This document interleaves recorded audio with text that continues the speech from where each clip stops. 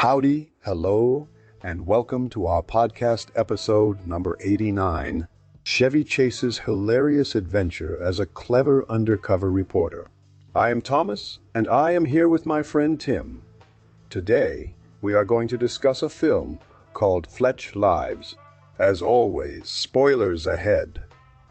Fletch Lives is a 1989 American comedy mystery film starring Chevy Chase as a reporter inheriting his late aunt's estate in Louisiana, where he becomes embroiled in a murder investigation and encounters various eccentric characters. So, Timothy, what were your initial thoughts? Well, Tom, I have mixed feelings about Fletch Lives. On one hand, it's an entertaining comedy, and Chevy Chase does his usual fantastic job of portraying the charmingly incompetent reporter character. The setting is also quite unique, with the Louisiana bayou providing a colorful backdrop for the story to unfold. However, I felt that this installment in the Fletch franchise struggled to live up to the high standards set by the first film. The plot, while engaging at times, often veered too far into slapstick territory, sacrificing wit and subtlety for cheap laughs and silly disguises. In terms of the characters, I found some of them to be rather one-dimensional and cliché, especially the stereotypical Southern accents and stereotypes they perpetuated. While there were a few standout performances, such as the hilarious portrayal of the bumbling detective by the late, great Ray Wallace, overall, I found myself wishing for more depth in character development and plot progression. On a scale from 1 to 10, where 1 is The Room and 10 is Citizen Kane, I give Fletch Lives a generous 7 out of 10. It's not the best in the series, but it still has its moments of brilliance that fans of Chevy Chase or the original books will likely enjoy. Well, Timothy, I must say that while I agree with some of your points, I personally found Fletch Lives to be an improvement over its predecessor. While the first film in the franchise, Fletch, is considered a classic of 80s cinema, it suffers from some dated humor and, at times, a convoluted plot. In contrast, Fletch Lives seems to have learned from those mistakes and focuses more on delivering laugh-out-loud moments rather than trying to reinvent the mystery genre. The plot itself revolves around the titular character. Reporter Chevy Chase's character inherits his late aunt's 80-acre Louisiana estate, which comes with a catch. He has to spend a certain amount of time there to claim the inheritance. Of course, as with any good Fletch story, things quickly turn sour when he suspects foul play and becomes embroiled in an investigation. One of the highlights of this installment is the introduction of new characters like the brash, alcoholic lawyer played by the stunningly beautiful Sorry Timothy. Where was I? Anyway, the point is that the supporting cast brings a fresh breath of air to the franchise. They add much-needed comedic relief and keep the film from becoming too bogged down in its own silliness.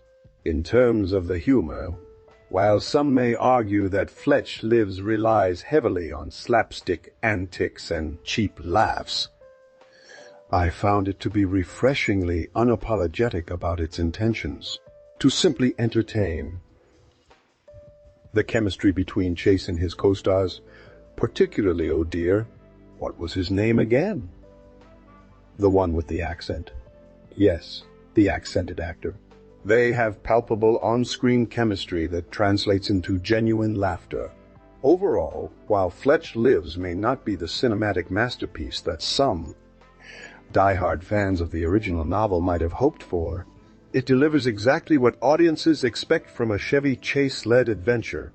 Non-stop laughs, outrageous disguises, and enough Southern charm to make even the most die-hard Yankee like myself, well, let's just say that it might be worth a watch if you're in the mood for some light-hearted escapism. In my humble opinion, I would give Fletch Lives a solid 7 out of 10. It's not Citizen Kane, but neither was it ever meant to be. Well, Timothy, now that we've discussed our opinions on Fletch Lives as a whole, let's delve into some interesting behind-the-scenes tidbits. One thing that often fascinates me about filmmaking is how directors and actors bring certain scenes to life. For example, there's a scene in Fletch Lives where Chase's character impersonates a Native American chief, complete with a feathered headdress and painted face. I remember laughing hysterically when I first saw it. So how did they achieve that look? Did Chevy Chase actually paint his own face? Or did they use CG technology in the 80s? Well, Thomas, it is true that special effects have come a long way since the release of Fletch Live. I can assure you that Chevy Chase did indeed paint his own face for this scene. According to an interview with makeup artist Martha M. Nolan, they spent several days experimenting with different colors and patterns before settling on the final design. The feathered headdress was handmade by a Native American tribe that was brought in specifically for the filming. And it reportedly took them over 20 hours to complete. As for the painted face, Chevy Chase himself had some artistic talent, which came in handy during the shoot. He even did his own makeup for some of the other scenes where his character disguises himself as different people or animals. It's quite impressive, really. That's fascinating, Timothy. I never realized how much work went into creating those iconic moments from the film. So what about the infamous scene with the alligator? How did they manage to film that scene without any accidents, shall we say? Yes, the alligator scene. That was actually filmed at the famous Everglades National Park in Florida. They brought in a real alligator for the shoot and had trained professionals on set to ensure everyone's safety, including the animal wranglers. According to one of the crew members who wished to remain anonymous, Chevy Chase actually requested to perform the stunt himself despite strong objections from the production team. After numerous rehearsals and extensive safety precautions, they finally got the perfect take. It's amazing to think how far we've come in terms of special effects today. But there's still nothing quite like the thrill of a real stunt. That is incredible, Timothy. I never thought about all the work that goes into making these iconic scenes come alive on screen. So, in conclusion, Fletch Lives may not be everyone's cup of tea, but it's impossible to deny Chevy Chase's undeniable charm and comedic prowess. The film's combination of slapstick humor, over-the-top disguises, and witty banter make for an entertaining watch even 30 years later. What do you think? Well, Tom, I agree with you on one point. Chevy Chase is truly a master of his craft. However, as much as I enjoyed some parts of Fletch Lives, I still find myself more drawn to the original Fletch film. There's something special about that first installment in the franchise. It struck a chord with audiences and became an instant classic. That being said, Fletch Lives does have its moments of brilliance. And if you're looking for a lighthearted comedy to watch on a lazy Sunday afternoon, it certainly fits the bill. Well, said Timothy, there's no denying Chevy Chase's charm and comedic prowess. Shines through even in a film like Fletch Lives. And now, let's shift our focus to the actors themselves. We already mentioned Chevy Chase, the iconic reporter character Fletcher Fletch. Chevy Chase's character, but what about the other cast members? How did they bring their characters to life? Absolutely, Thomas. Let's start with the beautiful and talented, back to the topic. We have the actress who portrayed the lawyer, Miss K.A. Smith, played by the stunningly gorgeous, sorry again.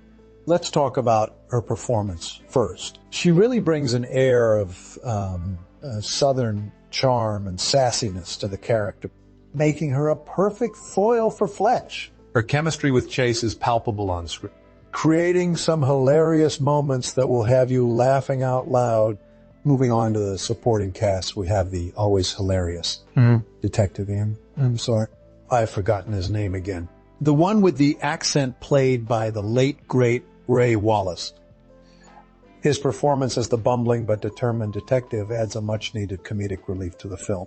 His portrayal of a man who's just a little bit too eager to solve the case and his constant misunderstanding of the situation make him one of the most memorable characters in the Fletch franchise. Finally, we have to mention the supporting cast members who play various roles throughout the film, adding their own unique touches to this Southern comedy thriller, from the stereotypical Bayou locals to the eccentric rich folks. Each character is flawlessly brought to life by talented actors and actresses.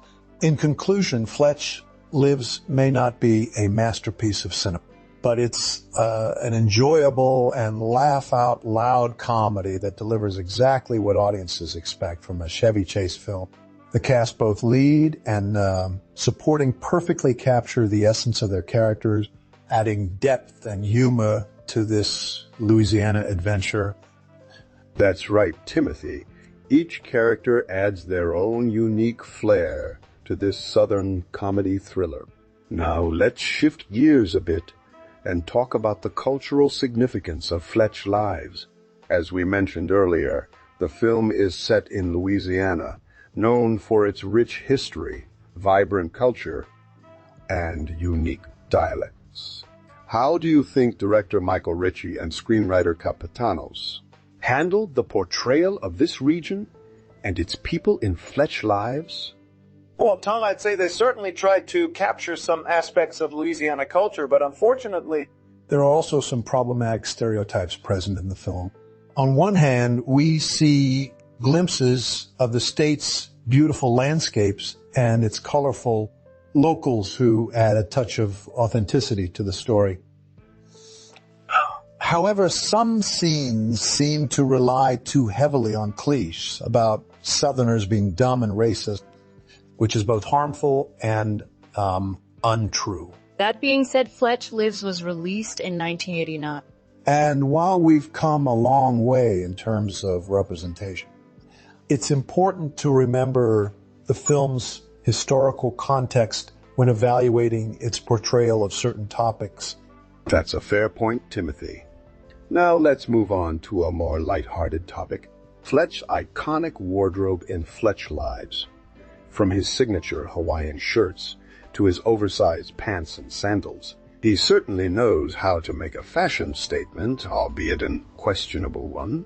How do you think the costume design choices by, sorry, I've forgotten her name too, the talented lady who worked on Fletch Lives? That talented lady is, sorry, Timothy, the costume designer for Fletch Lives was Patrice Cherment. Thank you for reminding me. Anyway, back to your question. I think Patrice Cherment did an excellent job capturing the laid-back beach bum vibe of Fletch's character in Fletch Lives. The Hawaiian shirts and loose-fitting pants complement his carefree attitude perfectly, adding a touch of humor and eccentricity to his already colorful character. I agree, Timothy. The costumes definitely contribute to the overall charm and humor of Fletch Lives. Now let's shift gears once more and talk about one last thing before we wrap up this segment of our podcast. Fletch Lives is known for its iconic soundtrack, featuring classics like Mama Talk by the Nolans and The House That Jack Built by Randy Edmonds. How do you think the music choices in Fletch Lives enhance the film's overall tone and atmosphere? Well, Tom, the soundtrack of Fletch Lives perfectly complements the film's mix of comedy and suspense. The upbeat and energetic tracks like Mama Talk by the Nolans help lighten the mood during the more comedic scene, while the slower, more mysterious songs like The House That Jack Built by Randy Edmonds add a layer of tension and suspense when the plot thickens. The carefully curated playlist also subtly pays homage to the film's southern setting. Indeed, Timothy. The music choices in Fletch Lives help transport the audience to Louisiana's vibrant and unique cultural landscape. The film also explores themes of identity and belonging which are intrinsically linked to the region's rich history and diverse heritage. Throughout the story, we see characters grappling with their own sense of self as they navigate through a world filled with deception and hidden agendas.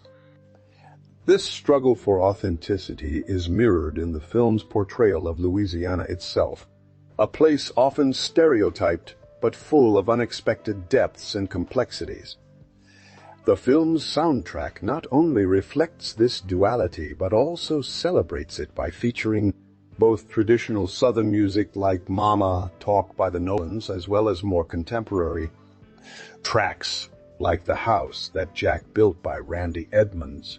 This blend of old and new, familiar and unfamiliar, helps create an atmosphere that is both inviting and slightly unsettling, much like the characters themselves.